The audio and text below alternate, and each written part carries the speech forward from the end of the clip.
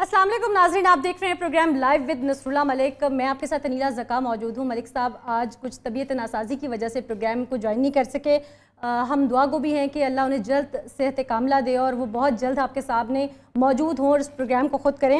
Come to the point, हम अपने topics की तरफ आते हैं क्योंकि मुल्क में इस वक्त सियासी गहमा गहमी है, इलेक्शन की बात चल रही है, लेकिन अभी तक समझ नहीं आ रहा कि इलेक्शन के लिए मामला तय कैसे पाएंगे। एक तरफ सीट एडजस्टमेंट का मामला है नून लीग का और MQM का, दूसरी तरफ इत्तेहाद होता नज़र आता भी है और कुछ मामलात में हमें लाडले और सुतेले में जो तजादात नज़र आ रहे हैं हम उस पर भी बात करेंगे। साथ साथ इलेक्शन कमीशन के लिए जो दर्द सर बन गया है, बल्ले का निशान, इस पर भी बात करेंगे। लेकिन हम पहले अपने मेहमानों का तारुफ करवा देंगे, उसके बाद अपने टॉपिक्स की तरफ आएंगे और फिर इस पर बात करेंगे। हमारे साथ इस वक्त 3 मेहमान मौजूद हैं। सेनेटर सहर कामरान साहिबा मौजूद हैं, रहनुमा पीपल्स पार्टी हैं, बहुत शुक्रिया हमें ज्वाइन करने के लिए। साथ साथ रेहान हाशमी हमारे साथ मौजूद हैं, रहनुमा MQM, और साथ साथ तज्जियाकार हैं सीनियर अब्दुल्ला गुल साहब। आप तीनों मेहमानों का बहुत शुक्रिया। सहर कामरान साहिबा, आप क्या समझती हैं, पीपल्स पार्टी से आपका ताल्लुक है, एक तरफ इत्तेहाद हो रहा है नून लीग का और साथ साथ MQM का, क्या कोई पीपल्स पार्टी को बड़ा डेंट नजर आता है इस हवाले से या कोई बड़ा शगाफ बनेगा सियासत में? शुक्रिया अनीला। पीपल्स पार्टी किसी किस्म की तकसीम की सियासत को नहीं देख रही, कोई नफरत की सियासत को नहीं देख रही, इख्तलाफात की सियासत को नहीं देख रही।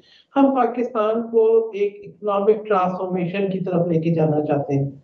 हम पाकिस्तान को तरक्की की शाहराह पे लेके जाना चाहते हैं। पीपल्स पार्टी के चेयरमैन गुलाम प्रज़दानी ने अपना 10 नकाती मैनिफेस्टो जो है वो पेश किया है और हम ये चाहते हैं कि पाकिस्तान की आवाम को खुशहाली की तरफ ले जाएं, एक रोशन पाकिस्तान, एक मुस्तहकम पाकिस्तान, ये हमारी तरजीह है। हम इस वक्त ये नहीं देख रहे कि जो है कौन हमें डेंट डालेगा, हमारी पूरी तवज्जो आवाम की तरफ है।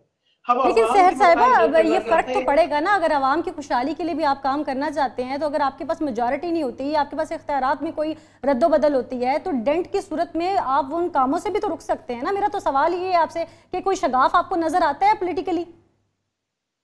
ये बिल्कुल नहीं। देखिए, पीपल्स पार्टी के खिलाफ इस किस्म के इत्तेहाद पहले भी बनते रहे।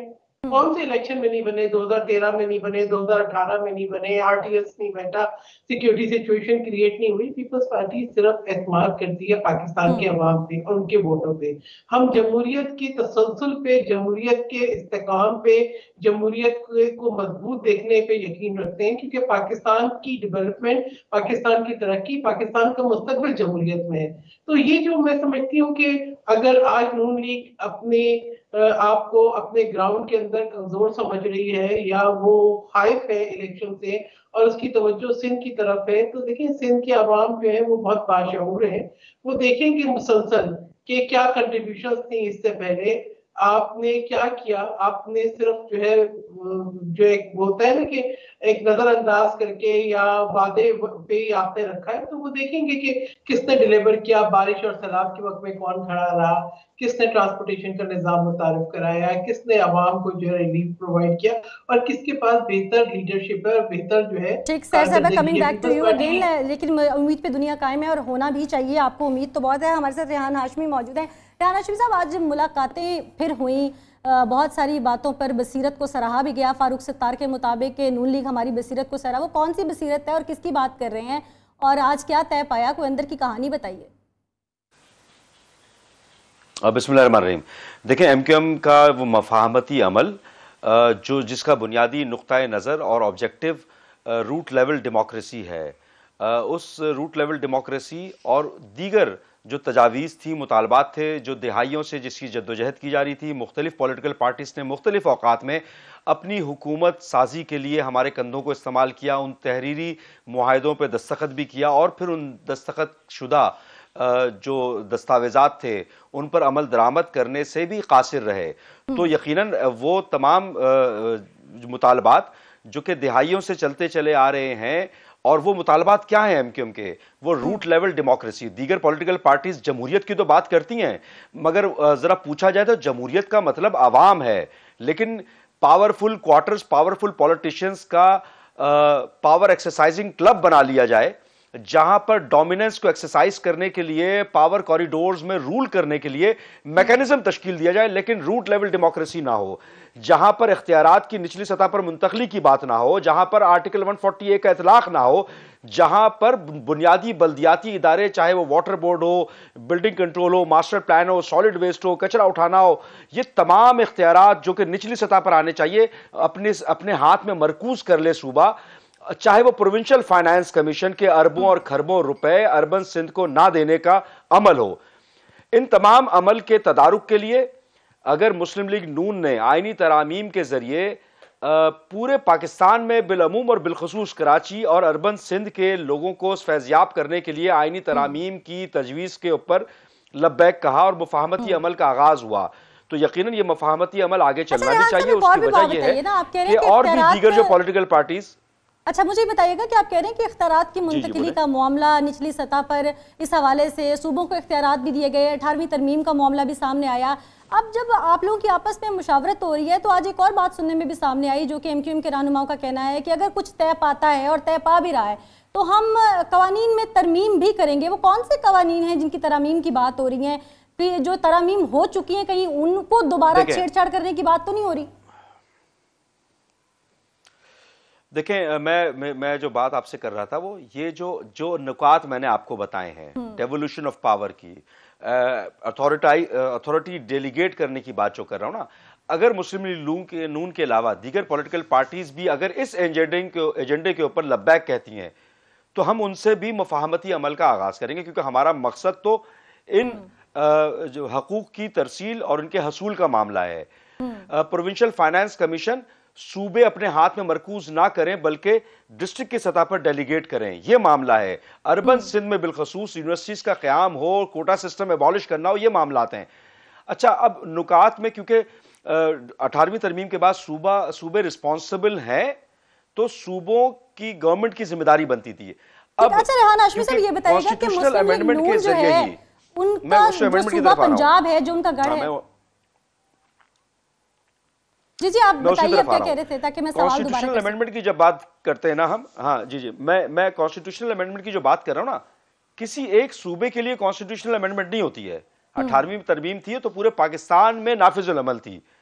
अगर हम भी आईनी तरामीम की बात कर रहे हैं तो कराची हो, लाड़काना हो, सक्खर हो, पेशावर हो, कोयटा हो या कोट अद्दू हो, बहावलपुर हो या पाकिस्तान का कोई भी शहर हो, डिस्ट्रिक्ट हो, वो वहां के रहने वाले और वहां पर डेमोक्रेसी, रूट लेवल डेमोक्रेसी परवान चढ़ेगी, वहां पर लोग ऑथराइज होंगे, वहां पर लोगों के पास इख्तियारात मिलेंगे और वो वसाइल, चाहे वो पंजाब की गवर्नमेंट अगर प्रोविंशियल फाइनेंस कमीशन रोकती है, चाहे सिंध की गवर्नमेंट रोकती है, तो वो प्रोविंशियल 18वीं तरमीम क्या थी? डेलीगेशन ऑफ पावर, डिसेंट्रलाइजेशन थी। अच्छा, डिसेंट्रलाइजेशन अगर पावरफुल पॉलिटिशियंस जो सूबे को रूल कर रहे हैं, अगर वो NFC के बाद प्रोविंशियल फाइनेंस कमीशन की रकम अपने पास मरकूज कर लें तो वो जो उसकी रूह थी 18वीं तरमीम की, वो तो खत्म हो गई। 18वीं तरमीम की रूह ये थी कि आप डेलीगेशन करें, निचली सतह पे इख्तियारात दें, ये है बुनियादी एजेंडा। इसमें कहीं पर हम बिलखसूस अच्छा ठीक है, मुझे ये बताइएगा रेहान हाशमी साहब, नून लीग जो है वो पंजाब में तो ये सब करने को तैयार नहीं, उनके मंशूर में भी शामिल नहीं, सिंध में जाकर वो ये बड़ी बड़ी बातें क्यों कर रहे हैं? मैं एक और चीज बता करूं, एक और चीज आपको आगाह करूं, मेरी मालूमात के मुताबिक आज जो इनका हाई प्रोफाइल वफ्द आया था, उसने हमारे काफी नुकात को अपने मंशूर में शामिल करने का भी इंदिया दिया है और वो ख्वाहा है कि जो हमारी तजावीज थी वो, देखें, कुछ तजावीज ऐसी होती हैं कि मैनिफेस्टो नेशनल मैनिफेस्टो की सूरत इख्तियार करता है। तमाम पॉलिटिकल पार्टीज अच्छी अच्छी बातें करती हैं, लेकिन उन अच्छी बातों की इंप्लीमेंटेशन क्या ताकत के कॉरिडोर्स में अपनी पावर एक्सरसाइज करने के लिए है? क्या वो महकूम लोगों को यरगमाल बनाने के लिए है? क्या वो जो वोट नहीं देते उनकी जमीनों का पानी रोकने के लिए है? इतनी पावर होनी चाहिए। तो हमारा मौकिफ ये है कि जब इख्तियारात की निचली सतह तक मुंतकली होगी तो ये तमाम चौधरी जो कि खुद साख्ता चौधरी बने हुए हैं, चौधरी से मुराद ये है कि जो खुदा न खासा चौधरी को मैं वो टारगेट नहीं कर रहा, लेकिन एक बात कर रहा हूं कि वो ऐसे तमाम एलिमेंट्स जो कि अपनी पावर एक्सरसाइज करते हैं, उन लोगों पर जो कि मजलूम हैं, जो कि अपने हकूक के लिए आवाज ना तो बुलंद कर सकते हैं, ना बेचारा अगर आवाज बुलंद भी करते हैं तो उनको निजी जेलों की हवा खानी पड़ जाती है। इस तरह की बहुत सारी चीज़ें सामने आती हैं। रेहान हाशमी साहब, आपके जो मंशूर है और जिस तरह आप बात कर रहे हैं, यकीनन सुनने में तो बहुत मज़ा आता है ये बातें, लेकिन इम्प्लीमेंटेशन जो है इनकी कहीं ना कहीं आकर रुक जाती है। वो क्यों रुक जाती है, और इस पर एक लंबी डिबेट है, शायद इतना प्रोग्राम का वक्त भी ना हो। हमारे साथ अब्दुल्ला गुल साहब भी मौजूद हैं। और अब्दुल्ला गुल साहब, मैं आपकी तरफ बढ़ूंगी कि ये सारी बातें तो तब होंगी जब इलेक्शन की तरफ आएंगे। अब इलेक्शन होने तक भी बहुत सारे मराहल हैं। अभी तो इलेक्शन कमीशन खुद सर पकड़ के बैठा है। अभी तो पेशावर हाई कोर्ट में फैसले को चैलेंज करने के लिए भी कहा जा रहा है। अभी तो उनके अपने मामला सीधे नहीं हो रहे। आप क्या देख रहे हैं इस हवाले से? इलेक्शन कमीशन के लिए क्या ये बल्ले का निशान, कोई दर्द सर है, या सिर्फ ये लाडले और सुतेले की जंग है कोई, या छेड़छाड़ है सिर्फ? बिस्मिल्लाहिर्रहमानिर्रहीम, बहुत शुक्रिया आपका। पहली बात यह है कि मैं जहां सीनियर तजदियाकार हूं वहां एक पॉलिटिकल पार्टी तहरीक जवानान पाकिस्तान का सरबराह भी हूं, तो काइंडली ये जरा देख लीजिए। दूसरी बात इलेक्शन कमीशन के हवाले से है। अभी सुप्रीम कोर्ट का जो है एक बाकायदा इसके ऊपर डिसीजन मौजूद है जो कराची के सेंसस की बात करता है, और उसके ऊपर तमाम पार्टियों का इत्तफाक राय मौजूद है।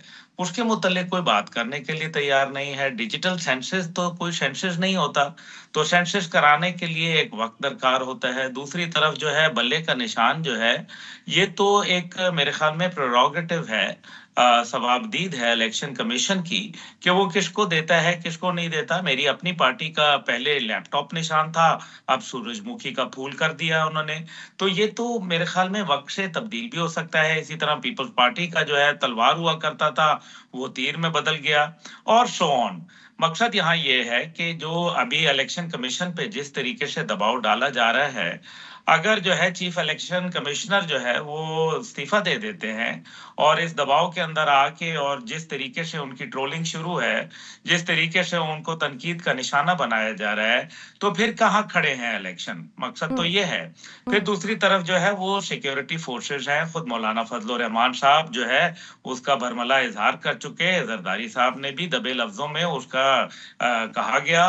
और देखें, मेरे ख्याल है कि जो इस टाइम पे अहम सियासी हलके हैं उनके अंदर कोई इतनी बड़ी ख्वाहिश नहीं पाई जा रही है इलेक्शन की। उसकी वजह यह है कि इस टाइम पे उनको ये सारा कुछ डगमगाता हुआ नजर आ रहा है।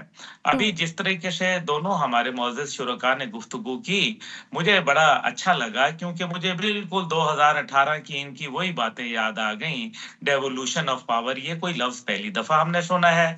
डेवोल्यूशन ऑफ पावर तो परवेज मुशर्रफ साहब के दौर में शुरू हुआ। 18वीं तरमीम कल नहीं आई थी। उसके बाद से फिर हमने ये देखा कि एमक्यूएम पाकिस्तान जो है वो तमाम हुकूमतों का हिस्सा बनी रही। और फिर इन बुनियाद के ऊपर, अगर यही बुनियादें थी, तो फिर वो उन्होंने अपने आप को अलहदा क्यों नहीं कर लिया हुकूमतों से? इसी तरीके से पीपल्स पार्टी ने जो मंशूर दिए थे, देखिए मंशूर बड़े खूबसूरत होते हैं क्योंकि वो शायरी के अंदाज में किया जाता है, लेकिन जब आप हुकूमत करते हैं तो वो एडमिनिस्ट्रेटिव जो होती है वो बिल्कुल वो प्रोज की हालत में होती है। देखना यह है कि ये जितना भी पीपल्स पार्टी की 15 साल कंसेक्यूटिव हुकूमत थी सिंध के अंदर, तो आज क्या वजह है कि उनको जो है मुश्किलात पेश आ रही हैं? कोई ना कोई तो वजह होगी जिसके ऊपर मेरे ख्याल में देखना पड़ेगा। और फिर बाकी सूबों के अंदर क्यों, क्या वजह है कि उनकी वो पज़ीराई नहीं हो सकी? आपको याद होगा जरदारी साहब जो है बकायदा आके जनूबी पंजाब के बहुत लोगों के साथ उन्होंने रवाबित रखे और फिर लाहौर में बिलावल हाउस में डेरे डाले रखे। लेकिन उसके बाद फिर क्या हुआ? क्या वजह है कि पंजाब के अंदर मामलात बहुत सुस्त हो गए। केपी में भी जो है उस तरह से पज़ीराई नजर नहीं आ रही बिल्कुल भी। बलोचिस्तान के अंदर भी जो है वो तब गए जब सारे लोग पहले जिसको कहा जाता है उर्दू में कि चिड़ियां चुग गई खेत, तो पीछे जो रह गए लोग उनके साथ अब देखें वक्त बताता है। असल मसला ये है कि तमाम लोग इस निजाम का शिकार बन चुके हैं। ये निजाम जो है ये बोसीदा हो चुका है। लेकिन और इस ये निजाम को ठीक भी तो के करना ना अब्दुल्ला गुल साहब, इसको ऐसे बोसीदा तो नहीं रहने देना। और अगर हम भी सिर्फ यही कह के चुप हो जाएंगे कि बोसीदा निजाम है तो इसको किसी करवट इस ऊंट को नहीं बिठाना, तो फिर तो ये बात गलत है। सहर कामरान साहिबा कुछ कहना चाहती हैं। जी सहर साहिबा। ये मैं गुजारिश कर दूं, मैंने किसी की बारी में बात नहीं की, इसलिए मुझे भी पूरा मौका दिया जाए। अगर आपने सिर्फ 2-3 मिनट के लिए मुझे मौका देना है और बाकी सबको आपने 6-6 मिनट देने हैं, तो ये मेरे ख्याल में प्रोग्राम में मेरे साथ है, मैं आपको पूरा प्रोग्राम देंगे, आपको पूरा टाइम देंगे बोलने के लिए।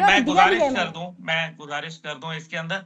देखें, बिल्कुल इसमें कोई शक नहीं है कि किसी और ने नहीं, बोसीदा निज़ाम के ऊपर सिर्फ डाल के नहीं मामला चलेगा। लेकिन ये जो मंशूर की बातें हैं, जिसके हम्म। अंदर कहा गया है कि हम 300 यूनिट फ्री कर देंगे।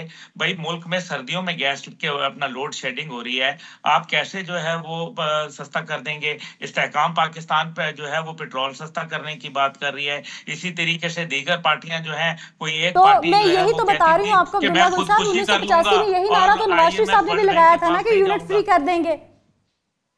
जी, मैं वही कह रहा हूँ ना कि वो जो 1 करोड़ नौकरियां और 50 लाख घर जो थे, वो भी सब, इसका मतलब ये है कि इलेक्शन कमीशन पाकिस्तान को जो मंशूर की बातें, जो लोगों से अवाम से वादा किया, देखें सियासी गहमा-गहमी अपने उरूज पर है। एक तरफ कुछ ना कुछ बिगड़ रहा है तो कुछ ना कुछ सुधर रहा है। अब सुधर किस तरफ रहा है और बिगाड़ कहाँ नजर आ रहा है, एक ब्रेक के बाद बात करेंगे। वेलकम बैक नाजरीन, जहां से गुफ्तगू हमने छोड़ी थी वहीं से वापस इसको शुरू करेंगे। सहर कामरान साहिबा, आप से मैं वापस आगाज़ करूंगी गुफ्तगू का। ये बताइएगा कि जैसे अब्दुल्ला गुल साहब ने भी कहा कि पीपल्स पार्टी ने कुछ गलतियां की हैं माजी में, उन गलतियों से सबक सीखा है, क्योंकि जैसे आपने बताया कि हमारा तो मंशूर ही जमहूरियत था, इसके लिए हमने बहुत काम किया है। तो जो गलतियां वो गिनवा रहे हैं, इन गलतियों को मद्देनजर रखा है पाकिस्तान पीपल्स पार्टी ने? की बात ये कि अगर आप सियासी जमात हैं, आप इलेक्शन में जाना चाहते हैं, तो आपका पहला यकीन जमहूरियत पे होना चाहिए।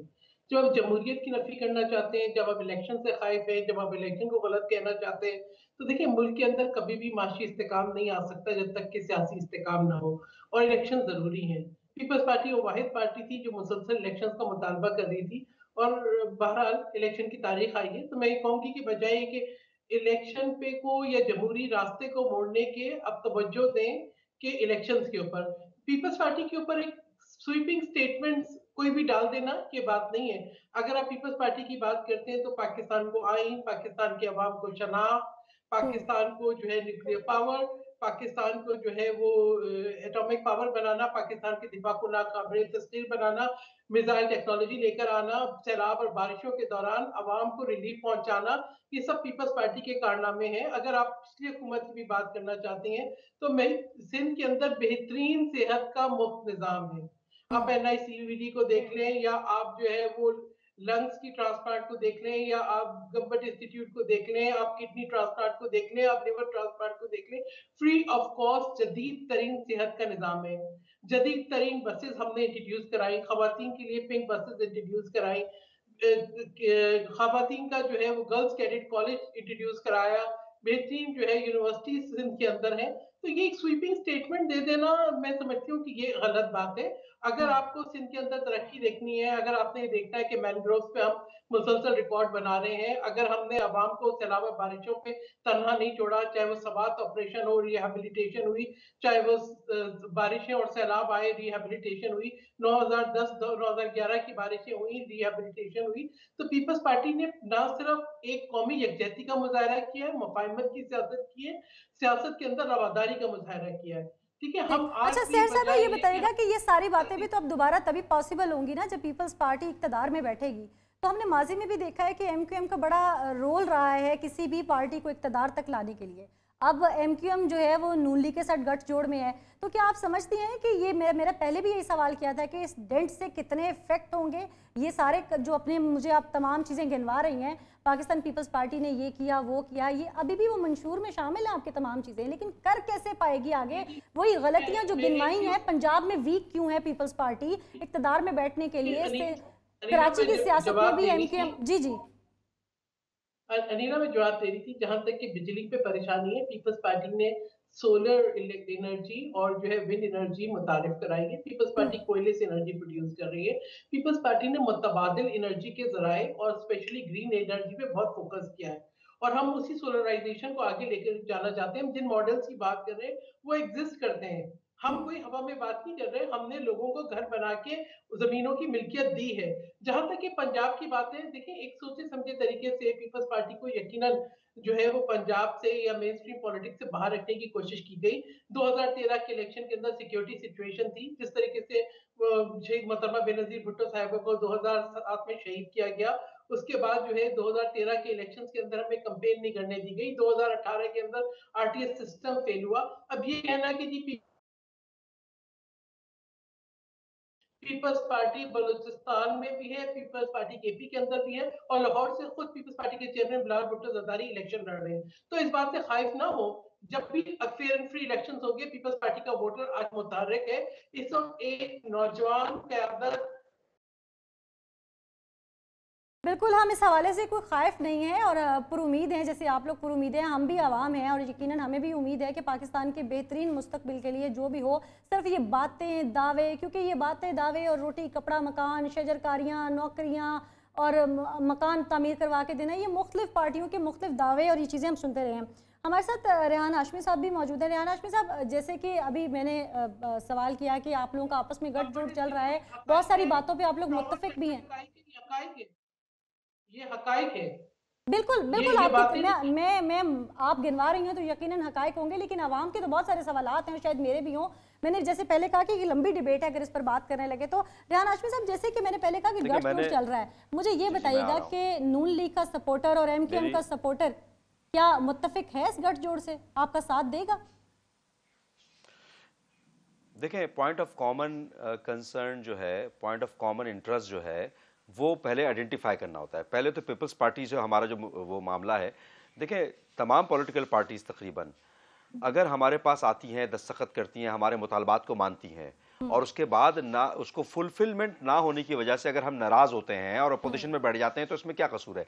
जो ये लोग कहते हैं कि MQM तमाम हुकूमतों से बात करती है, तो मुझे एक पॉलिटिकल पार्टी बताएं जो ये कहे कि हम इलेक्शन लड़ेंगे और हम अपोजिशन में बैठेंगे। भाई, आज़ादी अक्सरियत हासिल करने वाले के साथ मैं आपको याद दिला देता हूं 2013 के नेशनल असेंबली में मैं खुद एज ए MNA अपोजिशन में बैठा हुआ था। और दूसरी बात यह कि अगर आज़ादी अक्सरियत लेकर कोई पॉलिटिकल पार्टी आती है तो उससे इत्तेहाद करें या ये चीकोस्लोवाकिया की किसी हुकूमत से इत्तेहाद करें, या आप कोई आईनी तरामीम कर दें कि किसी इदारे से इत्तेहाद कर लिया करें ना। भाई, जो पॉलिटिक्स कर रहा है, जो जीत के आ रहा है, आपस में इत्तेहाद उन्हीं से होगा ना, या अफगानिस्तान के या चीकोस्लोवाकिया की गवर्नमेंट के लोगों के साथ तो नहीं होगा। एंड दूसरा पॉइंट, देखिए MQM के कंधे पे हुकूमत साजी करना और MQM की शराइत को एट द 11th आवर ना मानना और MQM का नाराज होना, ये जायज बनता है। हम क्या बात कर रहे हैं, हमारा आर्गुमेंट लॉजिक्स पर है। मुझे ये जवाब कराची के लोग बिलखसूस और बिलखसूस अर्बन एरियाज के मांगते हैं। खरबों रुपए कराची के वाजिबुल अदा रकम प्रोविंशियल फाइनेंस कमीशन की क्यों नहीं दी गई? पीपल्स पार्टी ने क्यों कंसंट्रेट किया हुआ है? हम ये सवाल करते हैं कि वजीर आला के पास सॉलिड वेस्ट, कचरा उठाना, master plan, building control and so on, या वाटर एंड सेवरेज बोर्ड, ये वजीर आला के पास इदारों का क्या काम? हम ये सवाल करते हैं कि पार्लियामेंटेरियंस, MNA MPS का डेवलपमेंट से क्या ताल्लुक? क्यों MNA MPS ये काम करी? तो लोकल बॉडीज का काम है। हालांकि हम अभी लोकल बॉडीज में नहीं है, लेकिन आज फिर भी हम लोकल बॉडीज की बात कर रहे हैं। अच्छा, अब कुछ लोग अगर बात करते हैं कि बोसीदा निजाम है, तो भाई MQM बोसीदा निजाम को सही करने के लिए तजावीज भी तो दे रही है। बोसीदा निजाम का नारा लगाकर अपने ऊपर से जान छुड़ा लेना काफी नहीं है, आप उसकी तजावीज लेकर आए। कॉन्स्टिट्यूशनल अमेंडमेंट क्या है? आपके पास 4 रास्ते होते हैं ना बुनियादी तौर पर। आप फोरम ऑफ द हाउस बात करते हैं, डायलॉग करते हैं, आप ऑनरेबल कोर्ट के पास जाते हैं, आप सड़क पे खड़े होते हैं, या आप लेजिस्लेशन करते हैं। तो हम लेजिस्लेशन की तरफ भी गए, ऑनरेबल सुप्रीम कोर्ट के पास भी गए, हम सड़कों पे भी आए, अपने ऊपर FIR कटवाई, और हम डायलॉग भी कर रहे हैं। तो यही 4 कॉन्स्टिट्यूशनल जमहूरी रास्ते हैं। और इसमें हमने देखे, मैंने तो जो लॉजिकल आपको बात बताई ना, उस लॉजिकल बात पर अगर ये तमाम चीजें, इन तमाम चीजों से लोग रूट लेवल के आम आदमी फैजियाब होगा, तो ये पाकिस्तान की दीगर पॉलिटिकल पार्टीज भी इस पर लब्बैक कह देना। पीपल्स पार्टी के हमारे मोहतरम दोस्त क्या लाहौर जाकर ये बोलेंगे कि ए लाहौर वालों, हमें वोट दो, हम लाहौर को कराची जैसा बना देंगे? लाहौर वाले पनाह मांगेंगे, बख्श दो हमें कराची जैसा नहीं बनाओ। और MQM जब तक इख्तिदार में थी, मुशर्रफ साहब के लोकल बॉडीज का जो कानून इंप्लीमेंट था, तो लाहौर में, पंजाब में कराची की मिसालें दी जाती थी। जब मुस्तफा कमाल साहब थे, जब फारूक सत्तार भाई थे, तो कराची की मिसाल दी जाती थी। उसकी वजह थी कि रूट लेवल डेमोक्रेसी थी। लेकिन उसके बाद भी तो MQM में इत्तेहाद में रही है, जो भी हुकूमत वक्त रही है। मेरी बात सुन लीजिए रेहान हाशमी साहब, जो भी हुकूमत वक्त, मैं आपको टाइमलाइन बता देता हूं, मैं टाइमलाइन बता देता हूं, मैं वही तो बता रही हूं कि उसके बाद ये आम आदमी भी तो नाखुश रहा है ना। इस आम आदमी को आप आज कैसे समझाएंगे अपने वोटर सपोर्टर को कि आज MQM जो है वो ये सब करने जा रही है, जबकि कराची के लोग शुरू से यही रहा है। देखिए, कराची के लोग बहुत बाशऊर हैं। कराची के लोगों को अगर आप ये कॉन्स्टिट्यूशनल और ये जो मामले जो नुकात मैंने आपको बताए, जिन इदारों का बताया, प्रोविंशियल फाइनेंस कमीशन का बताया, कराची को वसाइल ना देने का बताया, तो ये आम लोगों को, कराची के लोगों को, बड़े वाइब्रेंट लोग हैं, कराची के लोगों को पता है उनकी। हाँ, अलबत्ता ये जरूर है कि जिस तरीके से कराची के लोग आज बैड गवर्नेंस की वजह से, सूबे की बैड गवर्नेंस की वजह से, लॉ एंड ऑर्डर के खराब होने की वजह से, जो कि बुनियादी तौर पर 18वीं तरमीम के बाद पीपल्स पार्टी की जिम्मेदारी रही है, पीपल्स पार्टी की जिम्मेदारी है 15 साल से मुतलकुल अन्नान। अरे भाई, लॉ एंड ऑर्डर पे सूबे की जिम्मेदारी है ना। अब्दुल्ला गुल साहब हमारे साथ मौजूद हैं। अब्दुल्ला गुल साहब ये बताइएगा कि कराची की जो सूरत हाल रही या जो सिंध की सूरत हाल रही, अब एक दूसरे पर अगर हम इल्जाम आयद करें वो जरूरी है या हमें माजी से सबक सीखना चाहिए? देखिए जी, माजी से सबक सीखे बगैर आप आगे नहीं बढ़ सकते, और उसके लिए जरूरी है कि जहां मेरे ख्याल में मिसाके जमहूरियत हुए, वहीं जो है मिसाके जो अवाम है वो भी होना चाहिए था, मिसाके गुर्बत होना चाहिए था, मिसाके दहशतगर्दी होना चाहिए था। जो आपके 16 नुकात, जो कि 20 नुकात थे, जिनमें से 4 आपने जब आर्मी पब्लिक स्कूल का वाकया हुआ, नेशनल एक्शन प्लान का, तो उसमें से 16 नुकात तो बाकी लोगों ने अपने पूरे करने थे, वो आज तक कहाँ गए? क्योंकि उसके ऊपर तो सभी जो है वो दस्तखत का कुनंदा थे, तो फिर क्यों नहीं हुए? देखिए, बात ये होती है कि अभी जो ठीक है, इलेक्शन कमीशन का एक काम है कि वो जो मंशूर लेके आए, जो वादे वईद किए जाएं, और अगर वो उनसे फिरे और उनके ऊपर अमल पैरा ना हो, तो उनको फिर मेरे ख्याल में डिस्क्वालिफिकेशन की तरफ जाना चाहिए, क्योंकि अब बहुत हो गई है ना, 75 साल हो गए हैं और हम इसी जो है मुश्किलात में, इस सारे में अवाम जलील हो रही है। अब्दुल्ला साहब, यहाँ पे एक अलमिया ये भी तो है ना कि डिस्क्वालीफाई हुए लोग बाद में क्वालिफाई भी कर जाते हैं यहाँ पे। हाँ, बस ये देखिए ना, ये क्योंकि इसी वजह से फिर आपके अदालती निज़ाम जो है दुनिया में फिर 130वें नंबर के ऊपर अगर वो मौजूद है, तो फिर उसकी क्या वजूहात हैं? फिर यही वजूहात हैं, मुझे अफ़सोस से कहना पड़ता है। लेकिन जो देखें, ऐसे स्वीपिंग स्टेटमेंट्स मैं नहीं देता, और ना मैं किसी की सुनता हूँ स्वीपिंग स्टेटमेंट, क्योंकि अगर किसी ने सिंध का हाल देखना है, तो मैं अभी कराची जो है अभी यहीं हूँ, और मैं जो है बाय रोड आया हूँ। घोड़ा भी हाजिर है और मैदान भी हाजिर है, वो ज़रा सिंध का हाल देख लें। वो जो अभी सैलाब का पानी है ना, वो अभी खड़ा हुआ है। और दूसरी बात, आरबीओडी कैनाल जो थी, जो 13 अरब का, जो 11 अरब का मंसूबा था, 63 अरब में भी वो अभी मुकम्मल नहीं हुआ। कराची को जो कचरा कुंडी, अभी मेरे भाई ने, मोहतरम ने बताया कि कराची को लाहौर के साथ तशबीह देना, तो वो भी आपके सामने है। वो जो आपको जो यहाँ भत्ता माफिया और जितने माफिया और चाइना कटिंग और लैंड ग्रैबिंग और मोबाइल स्नैचिंग, और आप नाम लेते चले जाएं, और बोरी बंद लाशें और पता नहीं क्या कुछ, ये सब कराची की जो है ना, ये और क्या, वो जो थरपारकर में भूख का नाच हुआ और भूख के जरिए लोग मर गए, वो भी कहीं और नहीं है। वो जो पागल कुत्तों ने काट काट के लोगों को जो है बेड़ा गर्क कर दिया, वो भी सिंध का ही हाल था, किसी और का हाल नहीं है। तो मतलब ठीक है ना, हम इसके ऊपर नहीं बात करते, हम ये कहते हैं इन चीजों से एक दूसरे पे ताना तीसना देने से फायदा नहीं होगा। मकसद ये है कि इस टाइम पे जवान नस्ल बेदार है, और वो ये नहीं चाहती कि वो किसी भी इस किस्म के मामलात के अंदर पड़े। बेहतर यह है कि आपस में बैठ के अफाम तफहीम करके इस मुल्क के लिए एक बेहतर लाहे अमल इख्तियार किया जाए, और पर्सनल पॉलिटिक्स को जो है पार्टी पॉलिटिक्स की जगह देखें। हर ने अपनी पार्टी के मंशूर को तरजीह दी। किसी ने मेरे कायदे आजम मोहम्मद अली जिन्ना रहमतुल्लाह के जो मंशूर था उसको तरजीह दी, किसी ने उनका कैरेक्टर अपनाने की कोशिश की, किसी ने जो है वो बानियान पाकिस्तान के हवाले से जो असल इसका जो बुनियाद थी पाकिस्तान की, उसको समझने की कोशिश की। क्या यहाँ इंसाफ के तकाजों को बेहतर करने की कोशिश की? आज 17 जज चाहिए सुप्रीम कोर्ट के अंदर, क्या लगाए? क्या बिलावल भुट्टो साहब, ये मैं नहीं कह रहा। करते हैं, ये एक बहुत खूबसूरत बात आपने की कि ये किसी ने भी कायदे आजम का जो तर्ज जिंदगी था उसे तो अपनाया नहीं, लेकिन पहनावा सबने बहुत बार अपनाया और बहुत बार उसी तरह की कैप पहन के, शेरवानी पहन के लोगों को दिखाया गया। इस पर भी बात करेंगे एक ब्रेक के बाद।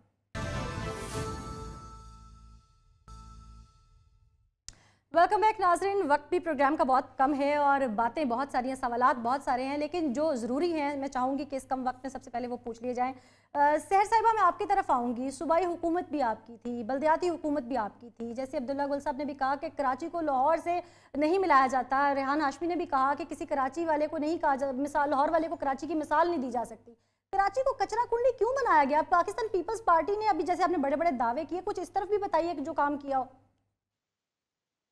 देखिए, मेरे ख्याल में कराची के अंदर बहुत काम हुआ है। अगर नजरअंदाज करके मैंने फिर कहा कि इस किस्म की स्वीपिंग स्टेटमेंट्स देने मैंने से इसीलिए आपको किसी को वक्त दिया है कि आप तसल्ली होती है। बताइए।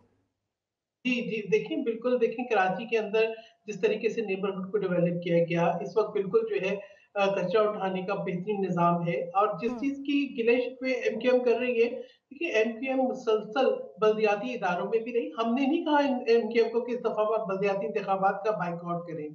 ठीक है? हम्म। बल्दियाती इंतखाबात में भी रही और जिस तरीके से एमक्यूएम के आज जो लीडर इकट्ठे हैं, अच्छी बात है। हम तो हमेशा कौमी यकजहती और इत्तेहाद की बात करते हैं। अगर एमक्यूएम के अंदर भी इत्तेहाद हो गया तो बड़ा मुस्बित तरीके से हम उसको लेंगे। लेकिन एक-एक शख्स ने एक-एक की जिस तरीके से किरदार कशी की है और हम्म। कमजोरियों को सामने लेकर आए, उसके लिए मुझे कोई स्टेटमेंट देने की जरूरत नहीं है। मैं कहूंगी खुद ही मुस्तफा कमाल के भी पिछले स्टेटमेंट बाकी लीडर्स के बारे में सुन रहे हैं और बाकियों के भी सुन रहे हैं। देखिए, बात यह है कि आपको अपनी जो एक जिम्मेदारी है उसको पूरी करनी है, उस पर तवज्जो दें। आपका दिल चाहता है कि जी सब कुछ कोई प्लेट में रख के दे दे, नहीं। हम कराची में हमने 9 मई की बात हम करते हैं, कराची ने 12 मई भी देखा है। बिल्कुल कराची में गोली बंद लाशें नहीं होनी चाहिए थी। हमने बहुत एक जो है ना मुश्किल वक्त कराची के अंदर देखा है और ये ऑपरेशन के बाद जो किसी तरीके से जो है वो चीजें बेहतर हुई हैं। हम चाहते हैं कि जी वो चीजें बेहतर हैं और हम चाहते हैं कि सब मिलके कराची की और जो है तरक्की की बात करें, सिंध की तरक्की की बात करें। क्यों सिंध के अंदर तकसीम की बात होती है? क्यों सिंध के अंदर अर्बन और रूरल तकसीम की बात करते हैं? क्या आप हम्म। ये बोलें कि जी लाहौर को अलग कर दें और बाकी पंजाब को अलग कर दें? आप हम्म। मोटरवे की बात करते हैं। देखिए, मोटरवे आपने पाकिस्तान के वसाइल मोटरवे पे खर्च हो गए। आपने जीटी रोड से आप मुकाबला करें ना। क्या कराची के अंदर तो आपने सुपर हाईवे का नाम कर दिया कि जी ये मोटरवे है। देखिए, बात ये है कि जिस तरीके से जो है जहां से ट्रेड रूट्स थे, जहां पे पोर्ट था, वहां से शुरू होनी चाहिए थी हम्म। आपकी तरक्की, वहां से आपकी तामीरात शुरू होनी चाहिए थी। लेकिन ये हम्म। देखें, जहां पे आपके पास फेडरल गवर्नमेंट थी, आपके पास सूबे की गवर्नमेंट थी, आपने सूबों को सोवरेन गारंटीज नहीं दी। आपने पूरी कोशिश की कि तमाम जो है वो वसाइल एक ही सूबे पे खर्च हो, वो सूबा सबसे बड़ा है। तो देखिए, हम पाकिस्तान की बात कर रहे हैं। अगर आप बोल रहे हैं कायदे आजम मोहम्मद अली जिन्ना, बिल्कुल हमने यूनिटी, फेथ, डिसिप्लिन इसको हम्म। पीपल्स पार्टी ने अपनाया है। पाकिस्तान खप्पे की बात की है। सलाला चेक पोस्ट पे हमले के बाद पाकिस्तान की पार्लियामेंट से एक मजबूत आवाज पीपल्स हम्म। पार्टी के दौरे हुकूमत में थी, जिसके बाद अमेरिका को माफी मांगनी पड़ी। ठीक है, हम्म। जो पाकिस्तान की बेसिस थी वो पीपल्स पार्टी ने खाली कराई।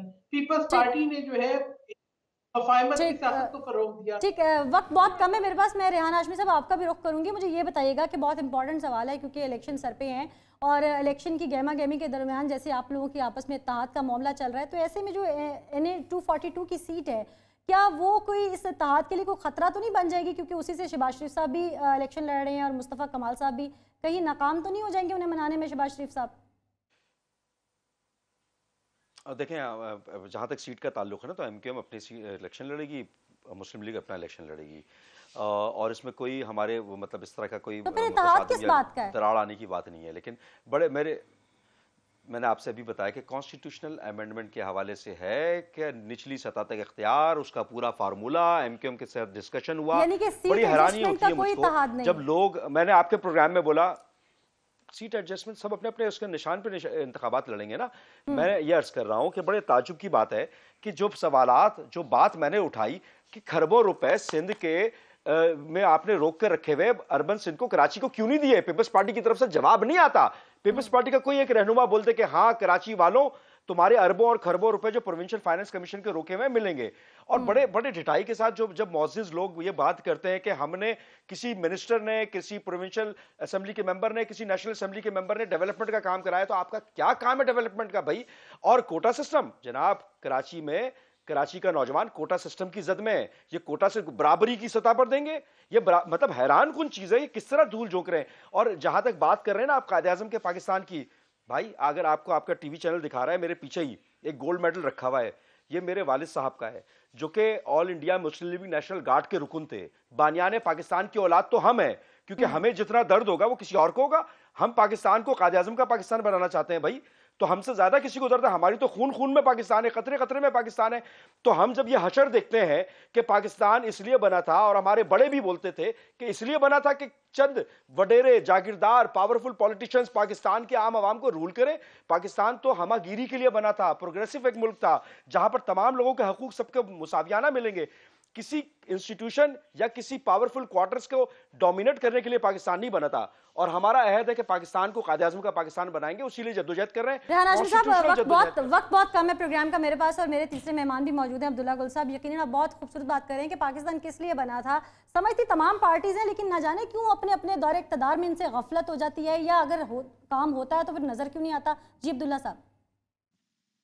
जी, बस असल बात यह है कि सियासत के अंदर ऐसा इन्वॉल्व हो जाते हैं क्योंकि ये एक पैसा बनाने का ज़रिया बन गया है और ये इबादत वाली बात नहीं रह गई। और जहाँ तक ताल्लुक रहा, हम तो कहते हैं कि बानियान पाकिस्तान की औलादें, हमें तो बिल्कुल इसमें कोई राय नहीं है कि आप लोग नहीं हैं। लेकिन मसला ये है कि जब माजी के जो अल्ताफ हुसैन थे, जब उन्होंने पाकिस्तान के मुखालफत के अंदर किया, तो तब तमाम लोगों ने खड़े होकर उनके खिलाफ आवाज़ क्यों नहीं बुलंद की कि जब उन्होंने भारत के साथ पींगे बढ़ाना शुरू की, तो तब भी ये मेरे ख्याल में उस टाइम पे जमहूरियत और कायद के फरमान के मुताबिक ये तकाजे थे, वो पूरे करने चाहिए थे। दूसरी तरफ जो है वो, अगर हम ये कहें कि जी सिंध के हवाले से बिलावल साहब ने तो खुद ही 7 अगस्त की तकरीर को जो उन्होंने नेशनल असेंबली में की थी, उन्होंने कहा कि जी हम नाकाम हो गए और जरदारी साहब और नवाज शरीफ साहब जो है हमारे लिए, मेरे लिए और मरियम के लिए क्या छोड़ के जा रहे हैं। ये उनके अल्फाज हैं, मेरे नहीं है, कोट अनकोट कर रहा हूं। दूसरी तरफ जो है, देखें बात यह है कि पाकिस्तानी अवाम जो है वो बहुत बुरी तरीके से एक ज़हनी कर्ब के अंदर मुब्तला है। और हकीकत यह है कि 13 करोड़ 85 लाख रजिस्टर वोटरों में से वोट कितने डालते हैं, ये भी एक लम्हे फिक्रिया है कि अगर 4 करोड़ से कम वोट पड़ रहे हैं तो इसका मतलब है कि जमहूरियत क्या मांगती है। ये भी तो जमहूरियत का एक तरीका है ना, कि लोग जमहूर जो है इस सिस्टम पे अदम एतमाद का इजहार कर रहे हैं। ये बुरी बात है, ये नहीं होना चाहिए। जमहूरियत के अंदाज के अंदर अगर हम अपने आमाल और अपने कौल और फेल के अंदर तजादात लाएंगे तो यकीनन अवाम हमसे बदजन हो जाएंगे। हमें बिल्कुल अवाम बदजन है, और अवाम को जो है वो बेहतरी अब चाहिए। प्रोग्राम का वक्त जो है वो ख़त्म हो जाता है, और मैं आप तीनों मेहमानों का बहुत शुक्रिया अदा करूंगी कि आपने प्रोग्राम में वक्त दिया। साथ साथ ये भी ज़रूरी है कि जो माजी में जो कुछ हो चुका, अगर मुस्तकबिल में बेहतरी चाहते हैं तो माजी के झरोकों से हमें सीखना पड़ेगा। लेकिन अफसोस दर अफसोस ये बात है कि तमाम सियासी पार्टियां मंशूर को भी समझती हैं, कायद के पाकिस्तान को भी समझती हैं, मुस्तकबिल की बातें भी करती हैं, लेकिन जब भी कोई नया आके तब्दीली का नारा लगाता है तो नौजवान नस्ल क्यों जोक दर जोक उसके साथ खड़ी हो जाती है, क्योंकि वाकई तब्दीली चाहिए। और ये तब्दीली इतने सालों में नज़र नहीं आई, चाहे वो सियासी जमातें आज से 50 साल पहले से सियासत कर रही हों, चाहे नई आने वाली सियासी जमातें हों। एक दूसरे को धमकियाँ दी जाती हैं, सीट एडजस्टमेंट के मामला सामने आते हैं, एक दूसरे से लेन देन के मामला किए जाते हैं, लेकिन वाकई में तब्दीली कब आएगी, ये सवाल है इस कौम का। इसके साथ ही मुझे इजाज़त दीजिए, फिर हाजिर होंगे अल्लाह ने के बाद।